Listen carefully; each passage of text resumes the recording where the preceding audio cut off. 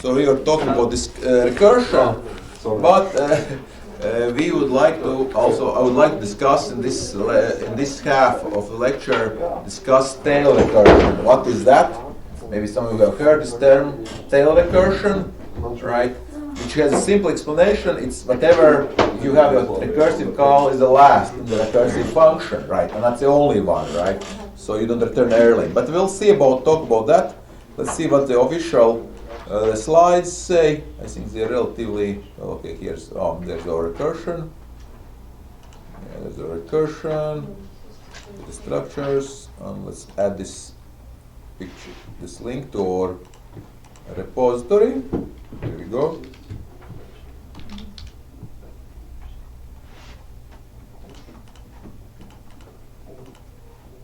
I guess I'll make it public so people can see this. All right. And right, so recursive design, we know we need, of course, the base case, right? So again, remember again, whenever you call this function, memory space is allocated, right? Some local variables are possibly created, right? Well, some of them are automatic, right? Because you usually have some arguments.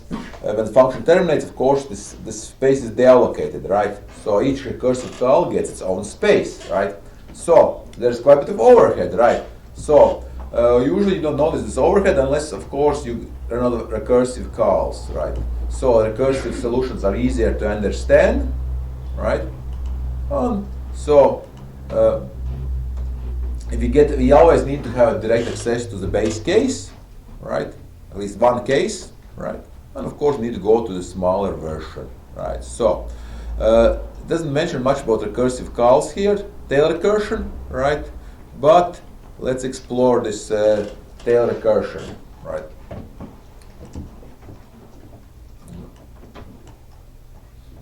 Let's explore tail recursion, and we could do it for Fibonacci. Yeah, let's do one more. So let's do a Fibonacci. Let's create a tail recursive solution to Fibonacci. For that, we will need a helper function to wrap the tail recursive function. Okay, so let's start with the actual tail recursive, right? So notice what's happening here. We are passing three values, a long, right? Why 3 here? Because, well, that's the property of Fibonacci, right? We need to have we need some memory, basically, right? So essentially what we are doing, actually, with tail recursive calls, we are basically writing a loop, except we don't see it. Again, those who love functional languages, of course, right, they write a lot of tail recursive functions. Basically, they are writing loops, right? So notice this case. This is a helper function, right? So we go down 1, right? We keep increasing. So long n, let's see if this is correct. 5, and then we keep adding the last. So because we add the previous one, right? We keep going down, right?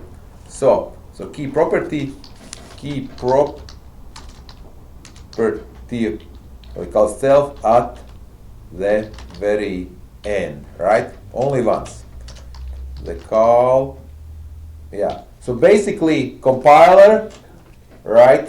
You don't want to really mess with the compiler. Compilers are extremely smart these days. It'll create a loop in assembly, basically in a machine code, depending on your target, and it will create a loop, right? So the key property, if you have a last call, right, tail recursion, right? So in this case, how do we make this work? The only way was to pass the values along, right? So of course, also you see where this efficiency comes, right? You only have one call, not only one recursive call, right? Thus, we avoid also we get, right, for almost free, for the cost of storing some functions, some variables. Okay. All right. So, but we also need a wrapper. Right, so this is a kind of funky thing. So basically, we need a wrapper, right?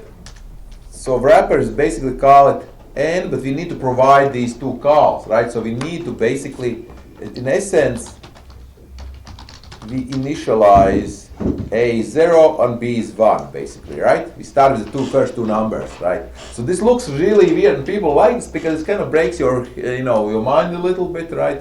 So let's take a look. See which one is memo faster, or is this recursive faster, or maybe just a loop, regular loop will be faster. Let's take a look. So let's add an option, fib tail, right? And let's add one more option, right? We had this else fib memo, and let's add here, right? Else, yeah, fib tail. And we have a wrapper, we don't have to do anything else. We can close the part, and here we don't need this. Right? Okay, that looks good, right? So, tail recursive wrapper. So, let's time it, and let's first of all, let's compile it first. Can we do it? It compiled, that's good. Let's see if this works first. Let's see if this works.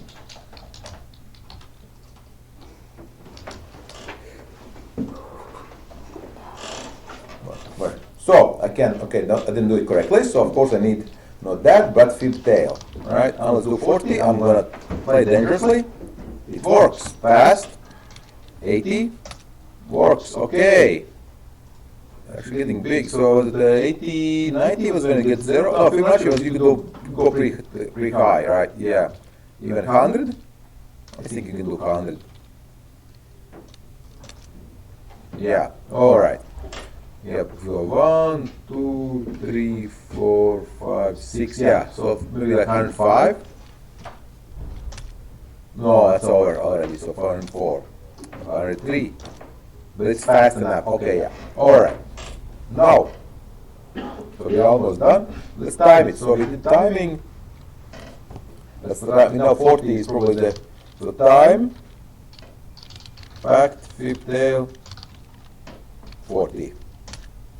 Very fast, 0.4, and fib memo,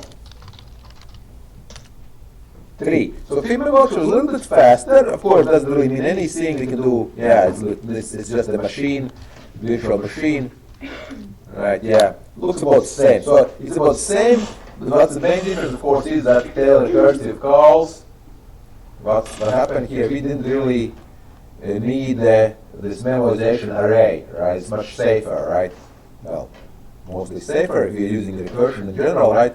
But, of course, you have to provide this sort of, kind of had to think a little bit how to provide pass the data along. Of course, let's go down, see, now finally let's go to loop. Let's do the loop.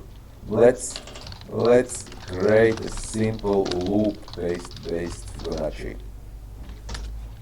Right, long Fibonacci loop, base cases, right, and then we start long A, long B, right. Do we need the base cases? Let's see, size Tn, right. Do we need these? Actually, we could skip them, right? No, well, we don't, right. I guess we add them. Yeah, it doesn't really hurt anything, right. All right, so let's check that, size T. And of course, we don't have a, well, actually, there is a swap included, but this is, this is basic swapping, right? We are using a temp value, store some, right, to swap values, right? All right, and we return the new value, right, eventually, right? C is eventually going to be the new value, right? Okay, let's test it. So we'll add that one. We'll have one regular fib, and one more fib loop. Right, and we will do that here.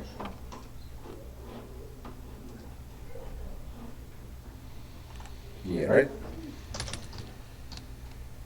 Else if, yeah, fib loop, and we do Fibonacci loop. Now we have 4 different versions of Fibonacci. which one is this going to be the winner. Of course, loop should win, but again, I think recursive call and so the memo, well, they should be very, very close. Oh no, we want to compile it. No, we need. Oh no, let's do a tail, loop, 40. Yeah. Same speed basically, right? Because of course compiler is smart. Let's do colon is 100. Well, it doesn't really matter, 100 or 40, right? Same speed. 40. Loop, tail. Also same speed. All right. So then we've done some good work. I think base cases, right? Or base case. Or base case. Right, so this is the part here. So this part without optimization, right, is horrible, right? The tree of exponentially, right? Right. Note, so this avoids, right? Bye-bye. But, right. So here, this is what saves from exponential. Okay, let's save. So we tried 4 different solutions for Fibonacci. We saw the tail recursive memorization one on the loop will be roughly equal, right? Not much of an overhead at all. Well, of course, the memorization needs the memory. Tail recursive solution. All right, I want to break things actually here so you get some really big numbers. I want to break the stack, right? Because so the issue, so tail recursive, right? So tail recursive solutions can be optimized by compiled loops, basically, right? It optimizes stack space, right? Often reusing the same stack frame, right? From previous call, right? So very, very efficient, right? Large input. Okay. Now, I don't know, of course, we have to deal with these large numbers, right? We have to do this by hand. I don't really want to do it. I would much rather include a library. I don't know if you can do GMP. We could, but it is not real much fun to do it before, right? Right. Function fun. Calculate the large number of pi values. Let's see the function. Let's see function. Let's see. Let's open up his notepad. But this is a C program, of course. So bits per digit, digits per iteration. You can calculate pi. No, this is not the deal with today. No. So we don't really have, unfortunately, big number support in C++. Let's see, can we do it actually by hand?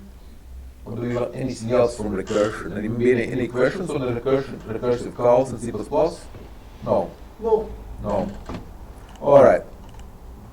So let's, okay, so I guess we can spend some time. Again, you guys do the quiz, do the work on the homework, and I will, meanwhile, I'll see if we can implement actually vector-based solutions with big numbers. And that, of course, is tricky because basically I want to, I would need to create an abstract structure, basically, right, from scratch, basically, essentially, right?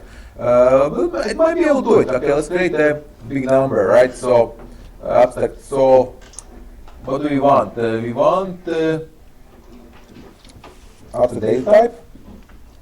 Let's create a, yeah, let's use a, let's create a abstract data type abstract, no, class that will simulate big numbers, right? All right, so class big number, vector for digits, sign, base, right? And we need some more stuff. So base. Do we need the base? I guess we could. It's going to be, of course, 10, right? I guess. Size, number of digits, right? Okay. Number of digits. size t num digit. That's it's slightly getting hallucinating. Right, we need to add, right? And that's basically the hard part, right? So add two big numbers, right? So base has to match, sign are not the same, well, right? And we will need to check the number of digits symbol. Do we need to? No. Numbers and digits does not have to be same, because basically, that's the max size, right? No, this is not. This is the hallucinate. There's a hallucination. Nice hallucination. So we will need to do this algorithm for addition, right? And that's the easy one, right? Add, right? We'll be creating a new number, basically, right? But let's assume we have a sign. We need to implement algorithm, right? So basically, based on the same, right? We need to go. We need to start with first digit, and simply add digits, right? And we would implement the carry, right? Do we need the same size? If they are not equal, how would we deal with it? Well, it's negative, right? So slightly trickier. If signs are different, we need to subtract the numbers, right? Simply, right? Okay. Yeah, we could check which number is bigger. We can get that, of course, right? But is that actually necessary? Not really. We can just keep going until we run out of numbers, right? Yep. Yeah. Let's see if this works. Should be pretty easy. Do from scratch. So let's start with easy case. The important number is positive, right? So if we have sign, all right, sign is positive. Is positive. I would say is positive. Boolean. So because right now, of course, what's Boolean, right? If it's true or not, right? And base, of course, we assume for now we're not going to use base because base is going to be 10. We will use base 10 actually, right? For simplicity, right? Size digits, okay. You don't need the base, right? So now we just ignore this part here. I'll do later. Do add later. Multiple base support. That's extra later, right? Now, so the algorithm B. We loop from first digits and simply keep track of curry, right?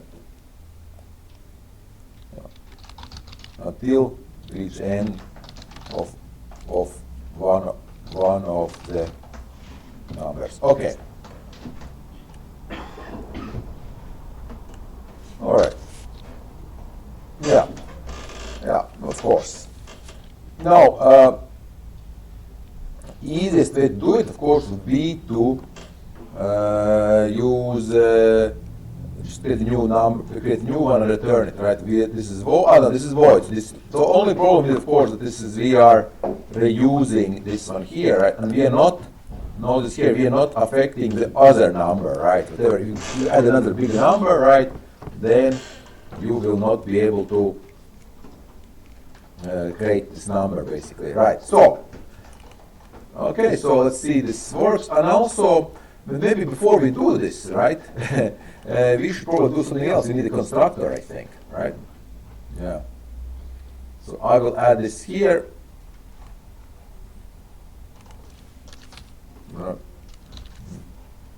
Yeah. So, everything is good. But first, let's start with the constructor.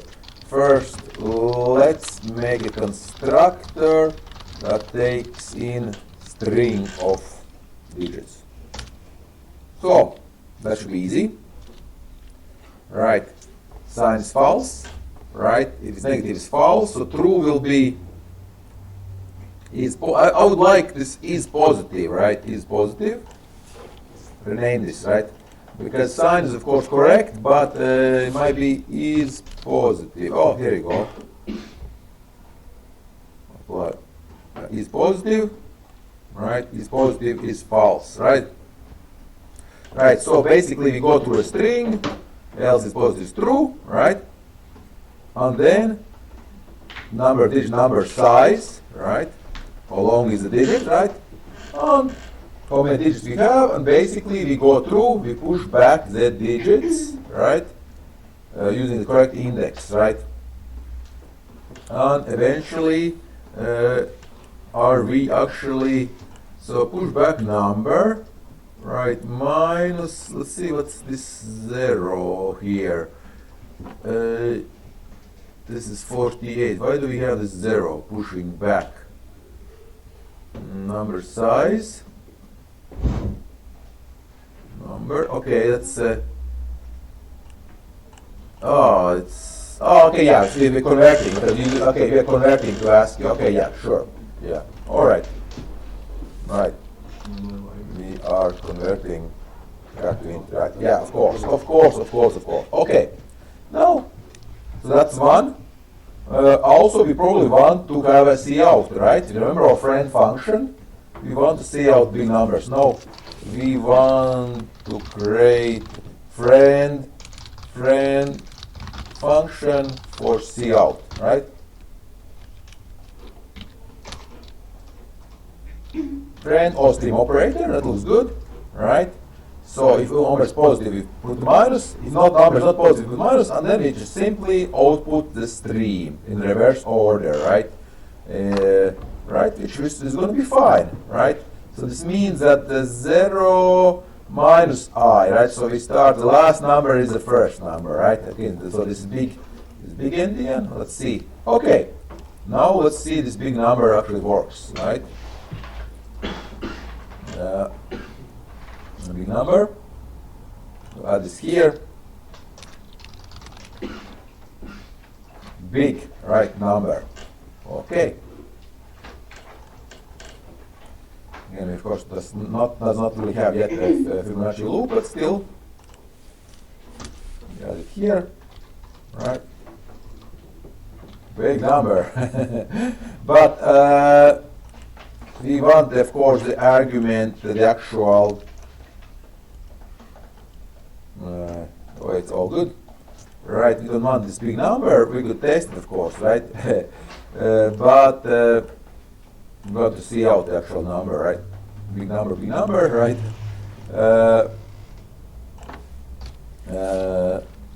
It will be the string, right? argv, right? Work. Or we have also, we don't have argv, we have we need the actual string, right? We need argv string, right? A string argv. Okay, now or cast, we need to convert. We need to convert, bless you, from C to right. C style string to string, right? All right, C++. Okay. Now, well, looks good, but of course there could be bugs, right? There could be bugs. We'll see if we have gotten at least to hello world for big numbers. And again, I guess I could create a new library. It's pretty easy, but it's it's a lot of work to do this. All right. So let's compile it. All right. So let's see what the problem is. Warning. There's a warning, right? Remember I did VAL. So warning. Says the address will never be null. Okay, and it takes string argument vector. So what happens if I create a new string? Okay, maybe I need to get an argument. string argument.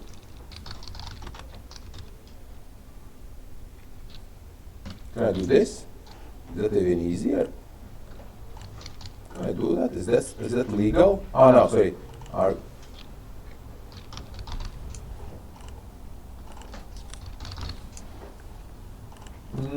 Let's see.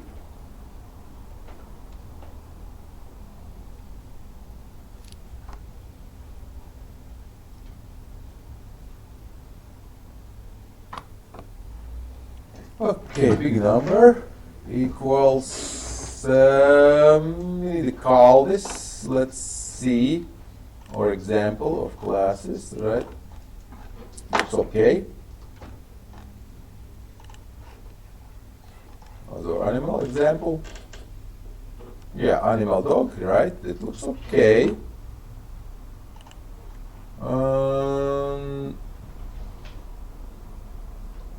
This is okay. This is argument V. Now, no, but this part here is an error. Let's see if this actually works. Maybe it won't compile. Ah, it's private. Okay.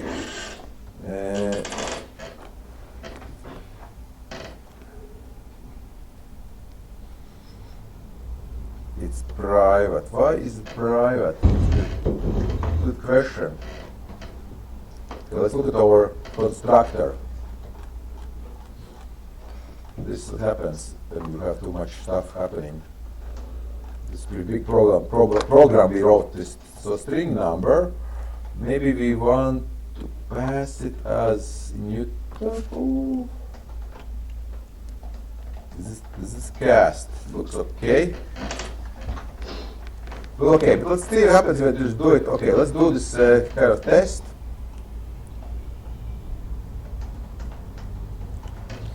Alright. I'll do something like 1, 2, 3, 4, 5, 6, 7, right? Okay.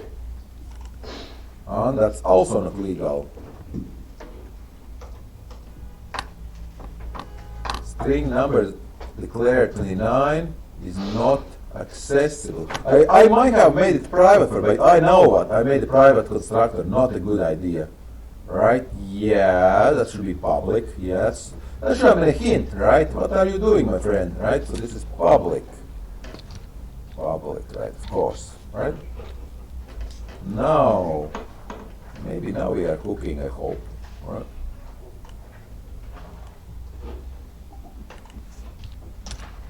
Alright, that's good. Let's see, it works actually, right? So, well, everything else will work. Tail works, of course, right? But I want factorial. They call it the big, right? And big something, you know, I'll do something like this, right? It works. For some reason, 1, 2, 3, 4, 5, 5, 6. What's wrong with this picture? Not quite good, right? So how about, right? 1, 2, 3, 4, 5. 1, 2, 3, 4, 5, 5, 6. What's happening here? Oh, because, oh yeah, of course, because I'm doing, okay, that's fine. All right.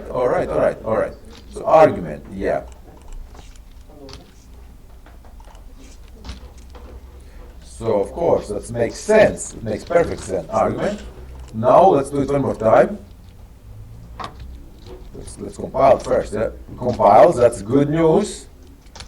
And it works. All right. We have. Okay, let's try negative. Let's try negative numbers. And it worked. Okay. We can save or digits,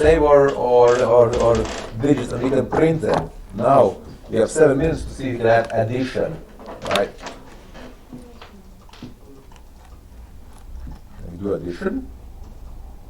A little extra work. Just look at all this code. So we have our friend function, right? We will print the sign. So public, we will add, right? This also, I will move this into public, right? Again, of course, key idea is that not everything has to be public, right? Yeah. Right, so another number comes in, we'll add 2 numbers, right?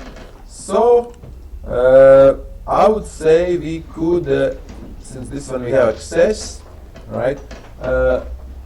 What happens? Well, we keep going, right? We could use the current. Do we need? The question is now, do we need the carry, right? And we need our current one, right? So while we have any, we'll need the digital. So first, let's set up carry. We carry 0, right? No carry, right? And then, well, we'll know the result, right? Now simply loop through the digits, right? And add them, right? Starting from the first digit, right? So that should be simple enough. AI is, let's see, for size I0, and well, both have to match, right? Either one, right? You need to keep adding, basically, right? So, if we have 3 cases, right? We have 3 cases? Yeah, we have 3 cases. So, if I is more than number of digits, or equal, or let's see, this is worked. We will not add the rest digits from the other number, right? So this means basically this case here, right?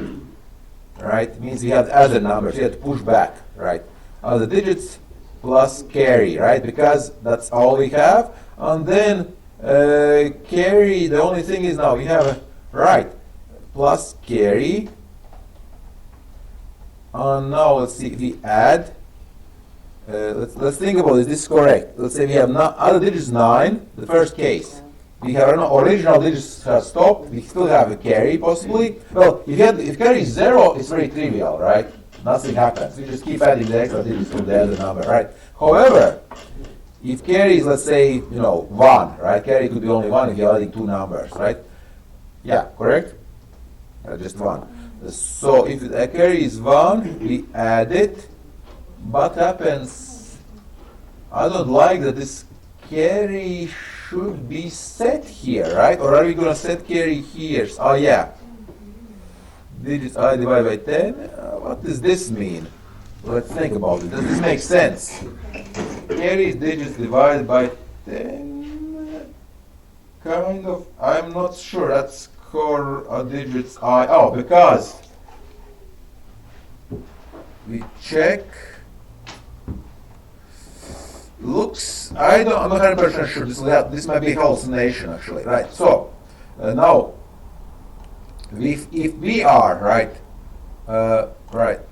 from the other number, this looks digits from us, right? We are actually more from ourselves, right? Right, from ourselves, right? But this carry is not correct. I'm pretty sure. It's almost positive. That's hallucination, right? We can check, but it's going to be wrong, right? Let's try it, right? This looks suspicious. Fix me. Highly sus, right? All right. So now let's see what happens. We'll get another number, right? Let's do one more. And I will assume, right? We'll add like maybe, I don't know, 1, 2, 3, 4, let's see, 999. Another big number. Yeah, something like this. Number 2, and let's add it together, right? So now, right, this is so-called, this is in place, right?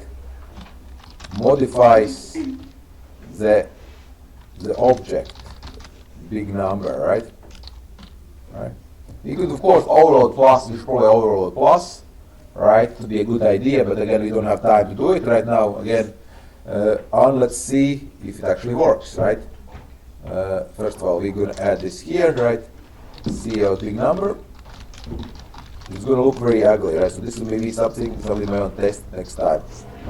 For 20 minutes of work, not too bad, right? If it compiles, I'll be happy. It's compiled, but okay, big number. Let's do like 5,000. Okay. What did it print? Okay, 5,000, 5,000. Okay, that doesn't look right to me. That didn't do anything, right? How about 1, 2, 3? Yeah, so it's not working. Right? It looks like it's not actually saving this big number add. Right? Let's go to this implementation again. The problem will not get to it. Right. Void. Right. So are we actually not modifying it? Push back. Carry num digits, other num digits. Okay. Let's see if we actually do anything, right?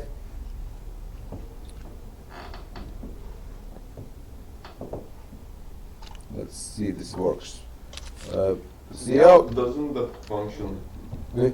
Doesn't the function has to be instead of the void, but with the? That's if you enter a new number. But yeah, so that'd be another thing. Yeah, we could just create a new number. It would be maybe better, maybe, to create a new number, right? Right. And try to modify existing number, right? Save some memory. That might be actually easier to start with, actually, right?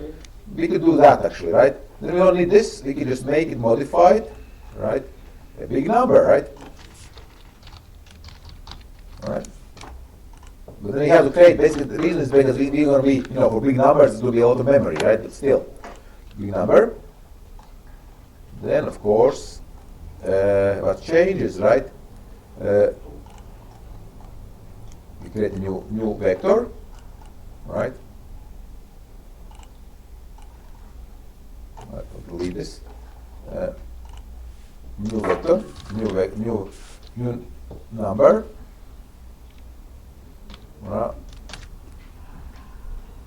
Right.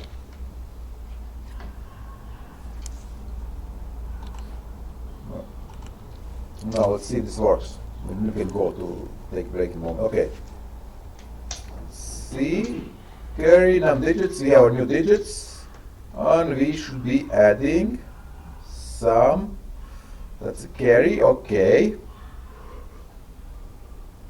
Digits other. On this part, okay, I see what's happening. Yeah, it's trying to carry and push back some. Okay, yeah, it makes sense, right? But then, of course, now we need to, if carry left, if carry is left, right, push back. Now, finally, yeah, number of digits, right, number in the size. Now,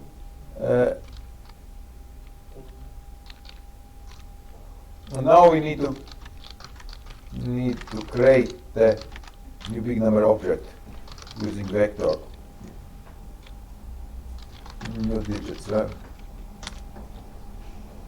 No, that's not what we want, right? Let's create a string. Let's convert the vector to string, right? Kind of silly, right? It works, but right? And now we can do it, right? Return, right? That will work, right? Not very efficient. Not efficient. This might not be efficient, right? And also forgot the size, right? Let's see. This might actually work now. What we do now? What we do now?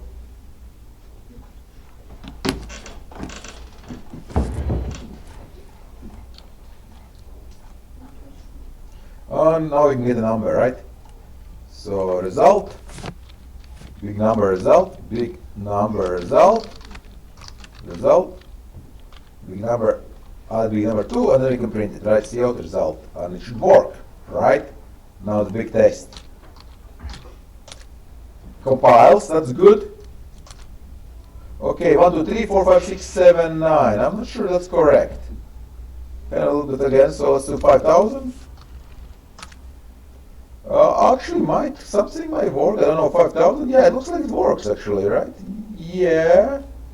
Let's do like that. Yeah, it works. Okay. Right. Well, again, we forgot the sign, right? There's some other things to do, but we actually got the ad working in 20 minutes. Yes. All right, cool. All right, so on Thursday we looked at exceptions in the whole panel with C++.